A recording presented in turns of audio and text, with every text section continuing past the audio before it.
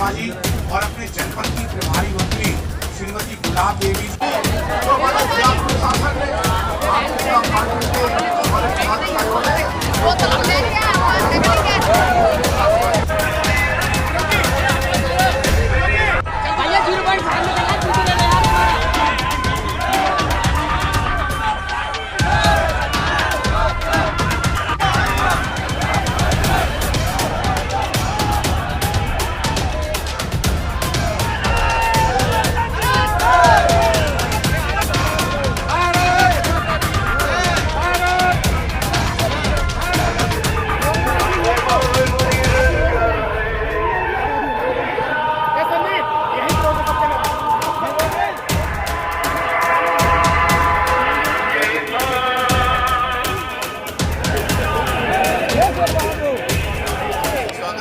और अभिनंदन करता हूं। हम सब जानते हैं ये तिरंगा हमारी देश की आन है, बान है, शान है। और इस तिरंगा की शान को जिस तरह से हमारे सेना के तीनों सेना के जवानों ने अपनी शौर्य, साहस और वीरता का परिचय देकर जिस तरह से 22 अप्रैल की घटना का जवाब देने का काम किया है, हम सब जानते हैं 22 अप्रैल को जिन कायरता के साथ आतंकवादियों ने ऐसे हमारे मासूम निर्दोष जो पर्यटक थे, हमारे घूमने गए थे अपने परिवार के साथ, उनको धर्म पूछ करके मारने का काम किया, उनकी हत्या करने का काम किया। हम सब जानते हैं आदरणीय प्रधानमंत्री जी उस समय विदेश थे, विदेश की यात्रा पर थे, लेकिन उसी समय तुरंत वापस आना, यशस्वी गृह मंत्री जी को तुरंत घटना स्थल पर भेजना और जिस तरह से 140 करोड़ लोगों की देश की भावनाओं की जब देखा, उन देश की भावनाओं को सम्मान करते हुए पाकिस्तान से प्रशिक्षित वो आतंकवादी जो भूल गए थे, पहले भी उन्होंने उरी में घटना घटित की थी, दुश्मन के घर में करने का काम किया था, एक बार एयर स्ट्राइक करके दुश्मन को जवाब देने का काम किया था।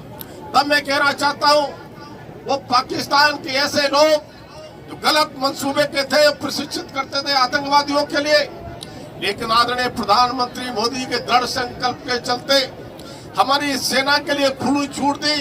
अब समय तय करो, तरीका तय करो और कैसे करना है उसके लिए पूरी तरह से निर्णय करो। और सम्मानित हमारी सेना के जवानों ने, तीनों सेनाओं ने जिस तरह से जो सही समय चुना 6-7 तारीख की रात के लिए, मई के लिए, और जिस तरह से आतंकी वो ठिकानों के लिए 9 ठिकानों को तबाह करने का काम किया, मैं बधाई देना चाहता हूं सेना के जवानों के लिए। उन्होंने सटीक निशाने पर उन आतंकवादियों को केवल ठिकाने ही तबाह नहीं किए, 100 से ज्यादा आतंकवादियों को मौत के घाट उतारने का काम किया। तब मैं कहना चाहता हूं उनके जनाजे में जिस तरह से पाकिस्तान के सरकार से लेकर के सेना के लोग शरीक हुए, तब उन्होंने सिद्ध कर दिया देश के सामने कि आतंकवादियों का और पाकिस्तान की सेना का, पाकिस्तान की सरकार का रिश्ता क्या कहलाता है। सम्मानित बहनों भाइयों, तब मैं कह सकता हूं उन्हें हिमाकत थी कि हम किस तरह से भारत को जवाब दें, लेकिन भारत की सेना तैयार थी।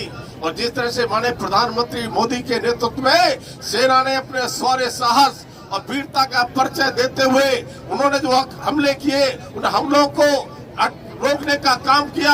हमारी वो सारी इस तरह की सारी मशीनरी, इस तरह के सारे हमारे आधुनिक हथियार, उन्होंने उनको विफल करने का काम किया।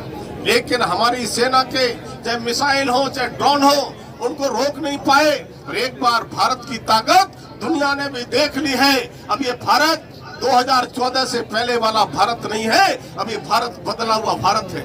ये भारत मोदी के नेतृत्व का भारत है।